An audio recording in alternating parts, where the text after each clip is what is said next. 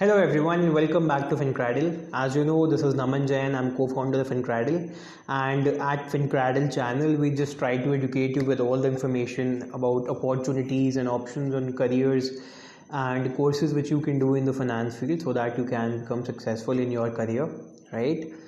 सो आपको एजुकेट करने का जो प्रोसेस है, let me take this process further and in this video मैं आपके साथ एक long term investment strategy share करने वाला हूँ। एंड ये स्ट्रैटेजी अबाउट इक्विटी इन्वेस्टमेंट है and it is very simple, कोई रॉकेट साइंस नहीं है, बहुत ज़्यादा डीप एनालिसिस नहीं है। सिर्फ दो चीज़ें चाहिए इस स्ट्रैटेजी को सक्सेसफुल बनाने के लिए। First is strong decision making, second is patience, that's it. इसके अलावा और कुछ भी आपको एनालिसिस बहुत ज़्यादा करने की ज़रूरत नहीं पड़ेगी। And this strategy is investing in saving for your retirement. आप जब भी अपनी रिटायरमेंट प्लान करते हैं, जब से इन्वेस्टमेंट स्टार्ट कर रहे हैं, उसके बीच का जो टाइम पीरियड है उसके लिए हमें इन्वेस्टमेंट करनी है एंड अपनी रिटायरमेंट पे विड्रॉ करना है। This is how we plan this strategy.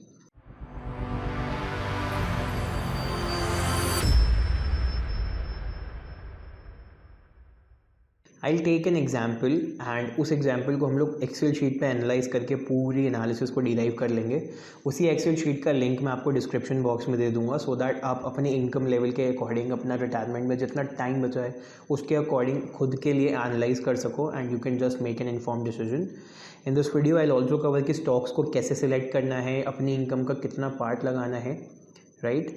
So let's start. So I started this strategy or using this strategy when I was 20 years old because that was the time when I started earning. और 2021 में ही generally लोग अपनी पहली income start करते हैं क्योंकि just graduate हुए होते हैं। तो उसके बाद they start working, they start doing some own business और they start doing a job. So first income generally सब 20, 21, 22 की एज में अर्न करते हैं। वहीं से आई वुड से कि यू शुड स्टार्ट इन्वेस्टिंग। अगर आप लेट हैं तो आप अपने अकॉर्डिंगली एडजस्ट कर लेना। सो फर्स्ट पॉइंट ये कवर करते हैं कि कितना इन्वेस्टमेंट करें। So straight away simple answer is 10% of your income whatever you are making. अगर आपकी income less than 50,000 rupees in a month है देन ट्राई कि आप at least 5,000 rupees in a month invest कर सको। Anyone between the income bracket of 50,000 to 1 lakh try to put 10,000 rupees and above that 10% is what we need to put. हम इससे ज़्यादा भी कर सकते हैं but why we are not doing so because ये इन्वेस्टमेंट हमारे retirement के लिए है। लिक्विड फंड्स हम कभी भी विड्रॉ कर सकते हैं, हमारा पोर्टफोलियो एक्सपैंड हो रहा है, डाइवर्सिफिकेशन हो गया and everything is there, but planning हम इसकी रिटायरमेंट के पर्सपेक्टिव से कर रहे हैं, इसीलिए हम बहुत ज़्यादा पॉकेट पे स्ट्रेन नहीं ले रहे। 10% is what it is necessary and that is what would be enough and I will show you how. I am also assuming one more thing कि अगर आप 10% इनकम का ले रहे हो, let's say that is 10,000 rupees, हम 10,000 rupees लेके चलते हैं कि मेरी 10% income is 10,000 rupees. I am also assuming one more factor that is 10% increment होगा हर साल आपकी इनकम पे। तो अगर आपकी इनकम पे हर साल 10% इंक्रीमेंट हो रहा है तो वही 10% आपको इम्पैक्ट अपनी इन्वेस्टमेंट्स पे भी लाना है। सो 10,000 का 11,000 हमें अगले साल करना पड़ेगा and so on we'll move. Next part is how to select the stocks. Again a very simple process. Google करिए निफ्टी की 50 companies arranged by market cap, मतलब सबसे ज़्यादा मार्केट कैप वाली कंपनी फर्स्ट पे और सबसे कम मार्केट कैप वाली कंपनी 50th पे। वो इंडेक्स की पूरी लिस्ट खोलिए एंड उस इंडेक्स में जितने स्टॉक्स हैं, 50 स्टॉक्स हैं, उनको इंडस्ट्री वाइज अरेंज कर दीजिए। जैसे कि बैंकिंग के साथ स्टॉक्स एक साथ, FMCG के साथ स्टॉक्स एक साथ, एनर्जी सेक्टर के सारे एक साथ, IT के सारे एक साथ। तो स्टार्ट अरेंजिंग। इससे होगा ये कि जब आप अपना कंप्लीट कर लोगे अरेंजमेंट सारा, उसके बाद आपके पास निफ्टी के जो 50 स्टॉक्स हैं यानी कि इंडिया के 50 मोस्ट वैल्यूड स्टॉक्स की लिस्ट बन जाएगी, that too industry wise adjusted on the basis of their market cap. जैसे कि बैंकिंग इंडस्ट्री की अगर मैं बात करूँ तो टॉप पे HDFC bank because that is the most valued banking company in India, followed by ICICI bank, then SBI, then Kotak and so on. इसी तरीके से बाकी सारे सेक्टर्स के लिए भी कर लेंगे, राइट? पूरा अरेंजमेंट हो जाएगा। Now comes the part for the selection. जैसे कि एक नॉर्मल ह्यूमन बॉडी में 5 सेंस ऑर्गन्स होते हैं, वैसे ही आपको अपनी पूरी एनालिसिस और जो पूरा आपने अरेंजमेंट बनाया है उसमें से आपको 5 सेंस ऑर्गन्स इकोनॉमी के लिए चूज़ करने हैं। Let's say economy is a human body, so according to you, as per your analysis और your opinion, which 5 industries, not companies, which 5 industries are the 5 sense organs for the economy. वो कुछ भी हो सकते हैं। अब आप हो सकता है बैंकिंग को प्रेफर करो, आपकी एनालिसिस बोले कि IT है या FMCG बोलती है या एनर्जी बोलती है या टेलीकॉम बोलती है या मोटर्स बोलती है, whatever your opinion is, just select 5 industries out of the list you have made which can be considered as your sense organs for the economy, जिसके बिना इकोनॉमी नहीं चल पाएगी, जिसके बिना इकोनॉमी क्रैश हो जाएगी, जीडीपी क्रैश हो जाएगा. Select those 5 industries for yourself, for your investments. While you are selecting industry, you have to take care of the below mentioned points which are very important. पहला point ये है कि आप जो जो इंडस्ट्री सेलेक्ट कर रहे हो, जस्ट मेक श्योर कि आज से 50 साल बाद भी वो इंडस्ट्री आपके ओपिनियन में उतनी ही रेलिवेंट हो. जब आप सिलेक्ट कर रहे हो तो आप ये ज़रूर सोचो कि आज ये इंडस्ट्री कितनी ज़्यादा रेलिवेंट है, कि आज से आने वाले 50 सालों में भी ये इंडस्ट्री उतनी रेलिवेंट होगी या नहीं होगी. Second point is you just need to make sure कि उस इंडस्ट्री की करंट वेव्स पॉजिटिव हो. मतलब जैसे टाटा के लिए लोगों के माइंडसेट में बहुत ज़्यादा पॉजिटिव इम्पैक्ट है, बहुत ज़्यादा पॉजिटिव इम्पैक्ट है, right. But recently Sucheta Dalal ने अदानी के लिए एक रिपोर्ट प्रेजेंट की, post which Adani shares are highly volatile, they fell down even 10-15% from their above level where they were. तो एक नेगेटिव माइंडसेट क्रिएट हो गया है लोगों में. So try to select the stocks which have highly positive attitude among the people and जिनका बहुत ज़्यादा positive impact हो. Next thing which you need to say is कि जो भी उस इंडस्ट्री की सर्विसेज हैं या प्रोडक्ट्स हैं जो आप सेलेक्ट कर रहे हो, जो भी इंडस्ट्री आप सेलेक्ट कर रहे हो, वो सर्विसेज या प्रोडक्ट्स का कोई सब्सटीट्यूट तो नहीं है, आज नहीं है, या are you able to think of a substitute which might come, right. जैसे बहुत सारी टेलीकॉम इंडस्ट्रीज़ ऐसी हैं जिनके नए नए प्रोडक्ट्स आए जा रहे हैं, जो टेलीकॉम कंपनीज पुरानी थी, they are not able to compete. So you just need to be very analytical in this part कि सब्सटीट्यूट आ सकता है, कितना जल्दी आ सकता है, और डू यू थिंक कि किसी और कंट्री में ऐसा कोई सब्सटीट्यूट आ चुका है, तो ऑब्वियसली आपकी कंट्री में भी आ ही जाएगा, आज नहीं तो थोड़े साल बाद. सो बी वेयर इन दो स्टॉक्स और companies which do have products जिनका सब्सटीट्यूट आ सकता है, right. In the past 5 years how these industries have grown, pre Covid times और पोस्ट कोविड टाइम्स में इनकी परफॉर्मेंस कैसी है, ये सबसे बड़ा इंपॉर्टेंट पार्ट है. क्योंकि एक बार कोई चीज़ स्टार्ट होती है तो वो बार बार आती है. जैसे कोविड आया तो हो सकता है ऐसी कोई नई डिजीज़ बाद में या किसी और रीज़न की वजह से लॉकडाउन्स लग जाएं या कुछ भी हो, या कोविड ही चलता रहे for a longer period of time. So you need to be sure कि जिस कंपनी में आप इन्वेस्टमेंट कर रहे हो they can grow in the lockdown times as well. So pre COVID and post COVID analysis कर लेना एक बार परफॉर्मेंस का, एंड पिछले 5 साल से उन्होंने कैसा परफॉर्म किया और वो कैसे ग्रो हुए हैं, that is what you need to make sure of. Also consider one more point कि आपको अपना पोर्टफोलियो डाइवर्सिफाइड बनाना है. ऐसा नहीं होना चाहिए कि सारे कोरिलेटेड स्टॉक्स या इंडस्ट्रीज आप लोग सेलेक्ट कर लो. सो कोशिश करना कि जो भी आप इंडस्ट्री सेलेक्ट कर रहे हो एक दूसरे से रिलेटेड ना हो, right, because you only have to select only 5 industries. ये कुछ पॉइंट्स एनालाइज करने के बाद what you have to do is, आपने 5 इंडस्ट्रीज़ की लिस्ट बनाई है, सो उनको रोज़ में ऐसे लिख लो, एंड उन 5 इंडस्ट्रीज़ की जो टॉप मोस्ट वैल्यूड कंपनीज़ हैं, टॉप मोस्ट वैल्यूड मतलब मोस्ट वैल्यूड जो कंपनीज़ हैं उनको आप लिख लो. फर्स्ट नंबर पे most valued and second number पे सेकंड मोस्ट वैल्यूड, सबके नीचे, राइट. ऐसा क्यों कर रहा हूँ मैं, why not invest everything into the first most valued company, वो इसलिए because nobody knows what is going to happen in the industry, nobody knows what is going to happen in the economy. Companies को भी अगर हम uncertain मान लें तो उस अनसर्टेनिटी को डील करने के लिए हमारे पास कुछ ना कुछ बैकअप ऑप्शन होना चाहिए. Let's say in future due to some reasons first most valued company is not able to perform, या कुछ भी ख़राब हो जाता है या कुछ ऐसे इश्यूज हो जाते हैं, तो उसका सारा बिजनेस किसको मिलेगा, सेकेंड मोस्ट वैल्यूड कंपनीज़ को. सारा नहीं तो most of the business will go towards the second most valued company.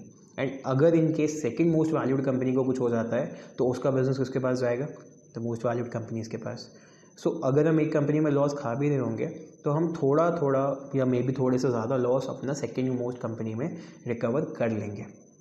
तो हमें थोड़ा सा इस तरीके से भी डाइवर्सिफिकेशन करना है, which is our company specific diversification. So as you know these companies are being selected on the basis of market cap. सब निफ्टी का पार्ट है, तो these are too big to fail.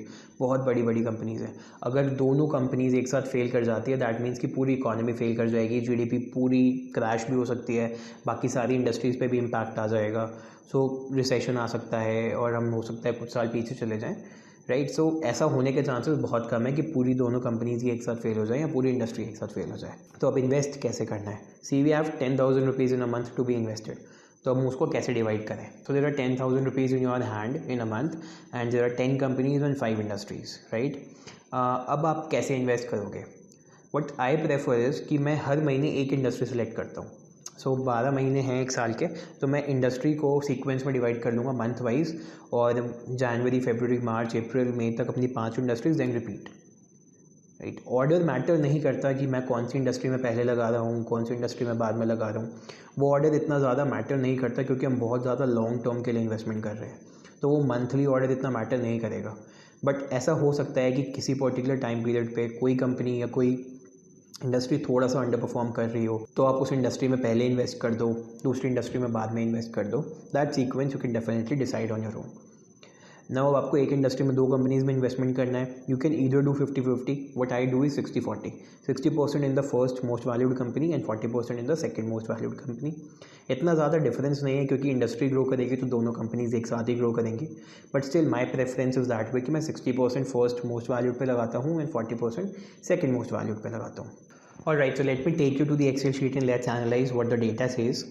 In this Excel sheet, I have just assumed कि starting investment हमारी 10,000 rupees per month है। जैसा कि मैंने आपको बोला कि हम मान के चल रहे हैं कि आपकी इनकम हर साल 10% बढ़ेगी। This is your annual increase. Monthly return, sorry, this is annual return per annum 10%. I am assuming 10% return per annum throughout the period. I am taking it on a lower side क्योंकि average Nifty returns in past 15 years around 12.5%. मैं फिर भी 10% लेके चल रहा हूँ to be on the safer side. आप थोड़ा और कम भी अज्यूम करके चल सकते हो to be on much safer side. And time horizon I am assuming 30 years as per myself, क्योंकि I started investing when I was 21 and I am assuming कि मैं 50 में रिटायर हो जाऊँगा. So in that case if I am doing so, my total investment is 1,97,39,283. This is the amount of money which I have invested in the 30 years period, right? Because when I started investing, 10,000 rupees जो मैं first month में लगा रहा हूँ, let's say जनवरी 2022 में लगा रहा हूँ, that is 10,000 rupees in the first month. जब एक साल ख़त्म हो जाएगा तो वो 11,000 रुपीज़ बन जाएंगे. एंड ऐसे करते करते जब मैं इन्वेस्टमेंट करता जा रहा हूँ तो लास्ट ईयर जो 30th ईयर है उसमें the monthly investment would be 1,58,631, right? So monthly investment 10,000 से बढ़ के इंक्रीमेंट हो के 30th ईयर में 1,58,631 बन जाती है. जब मैं 10% रिटर्न इसके ऊपर एक्यूमुलेट करता हूँ एंड 30 ईयर्स बाद मेरा क्या अमाउंट बनेगा उसको कैलकुलेट करता हूँ. Now this is 6,41,97,245 rupees. This is the amount of money which you have accumulated on the basis of 10% return, right, in the period of 30 years, जिसमें आप 10,000 पर महीना इन्वेस्ट कर रहे हो एंड हर साल 10% अपनी इनकम की इन्वेस्टमेंट को बढ़ा रहे हो. लेट्स अज्यूम अनदर केस जिसमें हम मान के चलते हैं कि आप सिर्फ 10% ही इन्वेस्ट कर रहे हो and you are not increasing any part, you are not increasing anything. अगर मैं ऐसा कर देता हूँ इसका मतलब आप 10,000 रुपये लगाना शुरू कर रहे हो एंड 30th ईयर तक 10,000 ही इन्वेस्ट कर रहे हो. सो 30 सालों में आपकी total investment is 36 lakh rupees, that is 3.6 million. And value after 30 years is 2,27,93,253 rupees. 36 lakh rupees total invest करें in the period of 30 years, and after 30 years what I have got is 2,27,93,253 rupees. Now many of you might be thinking कि अभी अगर हम इसको return को compare करें so it is approximately 5 times or more than that. जब हम 10% annual increase ले रहे थे तब it is approximately 3 times. Why does that so? क्योंकि जो आपकी इन्वेस्टमेंट बढ़ रही है 10,000 से बढ़ रही है, वो बढ़ने वाला impact in the lateral part of years है. मतलब जो इम्पैक्ट आ रहा है बढ़ी हुई इन्वेस्टमेंट का वो इन्वेस्टमेंट के होराइजन के लास्ट पार्ट में आ रहा है, तो उसका इम्पैक्ट कम टाइम के लिए है, इसलिए उसके ऊपर रिटर्न जनरेटेड भी कम है. बट अल्टीमेटली आपको 10% इंक्रीज करके 6,41,00,000 रुपीज़ मिलते हैं, अप्रॉक्सीमेटली 42 लाख रुपीज़. और अगर आप इंक्रीज़ नहीं करते तो आपको 2,27,00,000 रुपीज़ मिलता है, right? But that is completely your choice. आप कैसे करना चाहते हो, बढ़ाना चाहते हो, इंक्रीमेंट करना चाहते हो, करो, नहीं करना चाहते मत करो. But start investing this way if you have liked it. Alright, so that is all for the video. I hope this has made some impact on your mind. Maybe आप ऐसा करना शुरू करो, या let's just have a word in the comment section if you want. Right, I have attached the link for the Excel sheet so that you can analyze for yourself in the description box. उस link पे click करके आप उस Excel sheet को download कर सकते हो और डाउनलोड करके खुद के लिए एनालाइज भी कर सकते हो. Alright, do like the video, comment and subscribe the channel, and we'll keep on posting more and more energetic and knowledgeable content for you guys. Thanks a lot for watching.